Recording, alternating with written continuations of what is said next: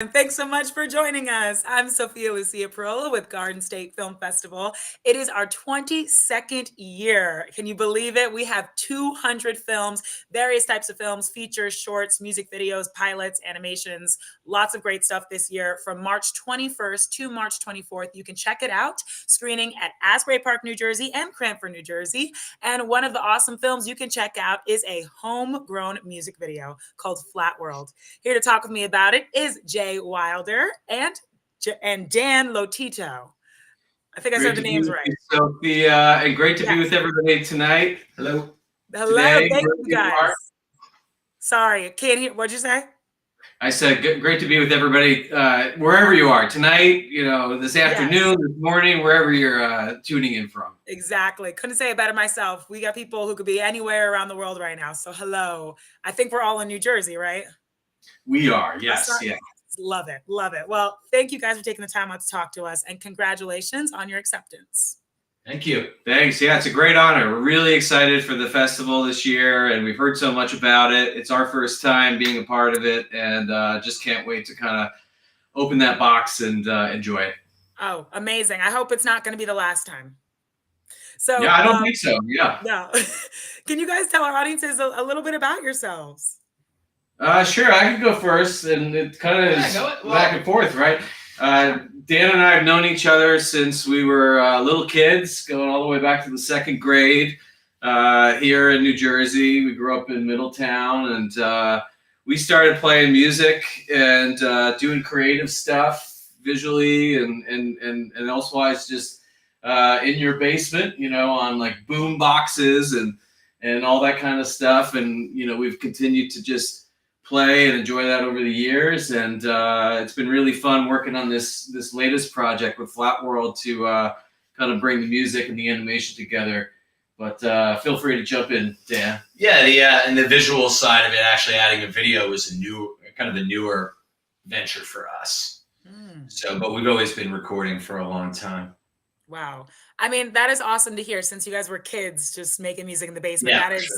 I feel like it's hard to have a working relationship with people, but someone you've been childhood friends with, and you guys also work together. So props, that alone is a huge achievement, I think. Yeah. Very cool. Yeah, Tell us about Flatworld and the inspiration for making it.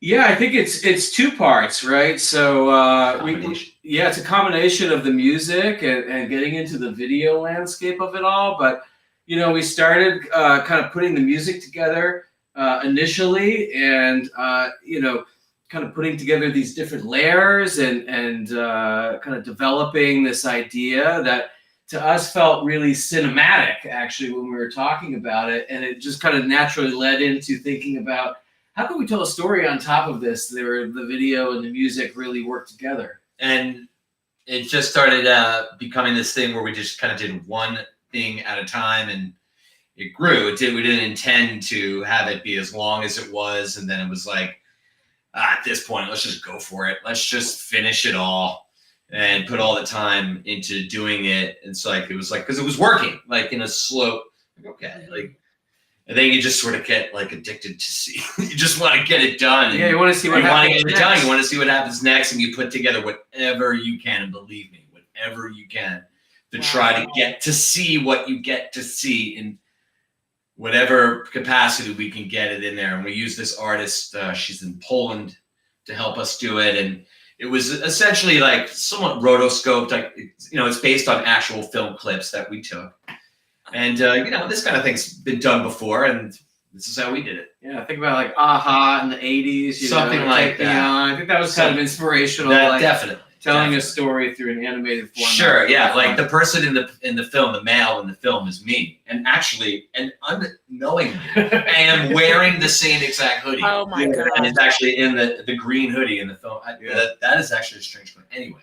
So interesting. I mean, so many questions from that alone. But I think I read in the bio, it took what did you say, Dan? Nothing. It took a year? Did I? It takes a while, because anybody who animates knows it takes quite some time, right? And we weren't our only clients, and you gotta sort of wait it out. And but it was pretty much everything right on top of each other. Get it done. It was stuff ready to go, and Yeah, right in this room, just it. kind of storyboarding out the next section and thinking through it. It's like, yeah, how do you take what's in your head, draw it, and then like, okay, now how do you do it? And like, you just kind of put it together with it any way you can. So it's interesting hearing you guys say that you kind of DIY, very DIY. Right. But like little by little, it's like, oh, what more can I add? Did you picture what we're seeing at Garden State Film Festival when you guys first started this? Did you? Of course not. Well, no, I think in the very beginning, fairly early on, we kind of had an idea of where the whole arc could go, but there was a lot of details that had to be figured out. Well, I didn't think it would be in a film festival. I didn't think that. I mean, that's all I'm saying. But yeah, why not? You know, like, yeah. I mean, we like telling us. We like the idea of a story, and why not? You know, I mean, share it, and maybe people like it. What came first? So it sounds like you guys started with music, but when it came to Flatworld, was it the music that came first, the visuals that came first? Yeah, the music was definitely first, and it was weird because it got the same kind of attention, like the way the film did. It was like, all right, put this here, put that there, and then it's a very interesting process. It sort of fed itself right into the same. It was like an extension of the same process, making the film. That's what it felt like when making this track particularly. Because it was really fun to make. It was like a very organic experience. Like it was very cool, and the film did. It felt like an extension of that approach. Yeah, that's what it felt. Yeah, we recorded it right here in Red Bank. Anybody who records music, I'm sorry, Baccarelli in Red Bank at Retro, and absolutely tracked it over there once that kind of like came through. In fact, back then I had just moved back from California. Back then, true, I'd been away for a few years, so we had been kind of doing stuff asynchronously, and we just got back. And I remember like setting up the basement studio ad hoc, and this kind of musical idea just jumped out. And then, as Dan was saying, it's just like we were talking about it. It's just like it felt like.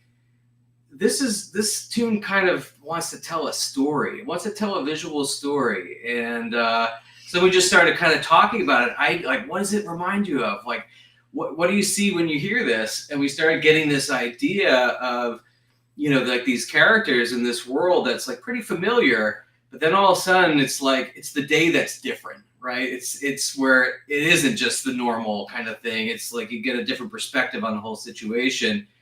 And this kind of concept of this flat world in the film that you'll see kind of shows where these characters actually, the world that they actually inhabit, that's kind of similar to our own, but is definitely different once you see it kind of unfold. Right. And can we talk a little bit about the process of making this animation? You mentioned a little, you were wearing this very, very sweater you're wearing here. You guys did some live action filming and then made like, can you explain to us? Sure. I mean, me and my girlfriend at the time, who should be at the festival actually, helped me a whole ton. You know, like we would just like anybody else making a film, you know, you draw it out, you see it out, and then we would just kind of act it out and use whatever cameras we can get our hands on, but also not worrying about that because, you know, we knew it was going to get reanimated anyway, and then I had to have this, you know, communication process, which was very thorough with the artist overseas, but it worked. Our language worked. We were able to be productive. We didn't have any setbacks or anything. It was great. Yeah, it was really fun to see that, like watching those films, like, okay, here's the anything next I wanted, scene, walking in front of the fence, like in that hoodie. You Anything know? I wanted, she made. It was great. Yeah, or Erica in the car, like looking down, and then, you know, revisualizing that in this animated format in this new world was really cool. And, you know, even some of the stuff you were doing at the end, like building out like we definitely through little universe models with styrofoam and like what I had to do to make it things, it was nuts. Yeah, it was fun though. It was really creative and just a little bit crazy and weird but fun. Yeah. Sounds like all of those things. But all those things. I mean, it's probably harder to explain, but did you have like the actual, so you had to film everything that we see on this and then you transferred that to an animation? Yes, soup to nuts. Wow. Okay, and you talked about an artist from somewhere else can you talk a little bit about finding this artist and who she is and how she contributed? I found it through Fiverr. I'm not even kidding. Found it through Fiverr. I did. I mean, I wish I had a cooler story than that, but I did. That's where I found her. But, you know, it didn't have to work. But she made time for me, and we did develop a relationship during that time in a way, you know, and it was great. It worked. But I think, I mean, at that point, I kind of became like a client. Yeah. And then it was just like, here we go. And there was, just like tons of emails going back and forth, like still have nudge this way, nudge that way, and just Yeah. kind of like shaping it, like the clay of it, and all that stuff. but it was, it was like one of those situations where you're like, oh, that'd be really cool to do an animated video of this and make a music video. Well, it was like, hey, you get it right 3 times in a row. There's no reason why you won't get it 4 or 5 or 6. And I was like, we just got used to what her style. Yeah, and we did the very first like 5 seconds, awesome. and we were like, we can keep going. It's really cool. And then we're like, let's do the next 5 seconds. Let's do the next scene. Let's do the next scene. And that's why I kind of played out over that time period, because we were kind of doing it piece by piece. But it's like, for us being kind of coming from the musical, and we didn't necessarily know exactly how to bring it to film yet, and so we do what people do today, which is you search and you maybe go to Fiverr and you go find help, get whatever you can get, and it's fun, and you make new connections doing it.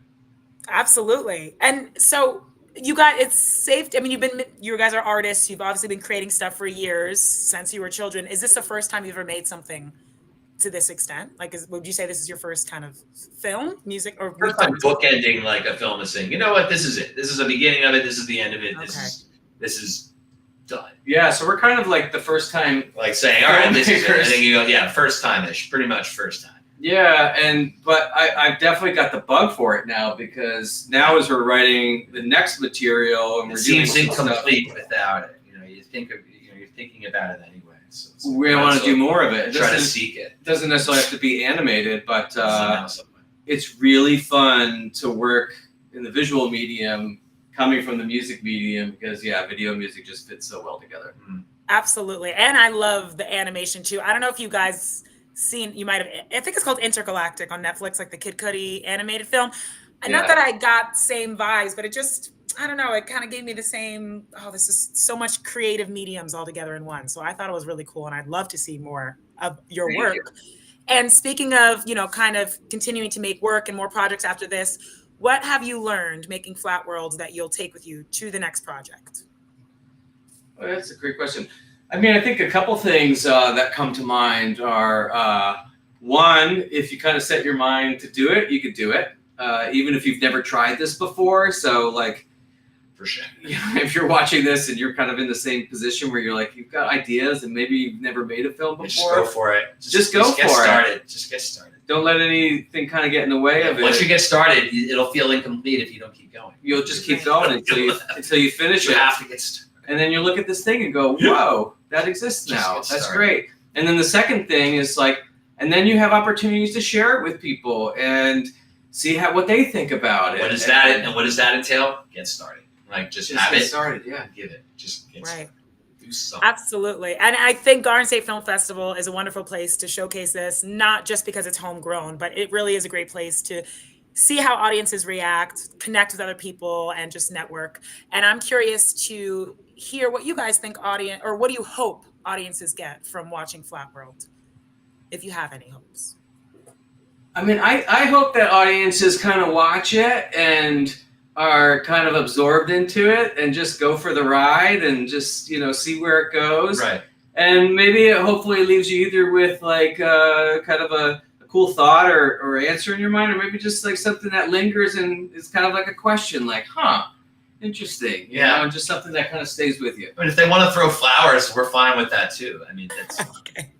Those are two very, very low expectations. Just go for the okay ride. with that. If you're gonna throw tomatoes, I mean, just let me know ahead. Okay, if you're gonna throw anything, flowers over tomatoes. You guys heard it here first. Well, I'm really excited for Garden State Film Festival audiences to go for the ride that is Flatworld. It really did suck me into it as I'm watching it. So thank you so much. Congratulations again. Let me tell everyone watching this interview how you can come see it at Garden State Film Festival.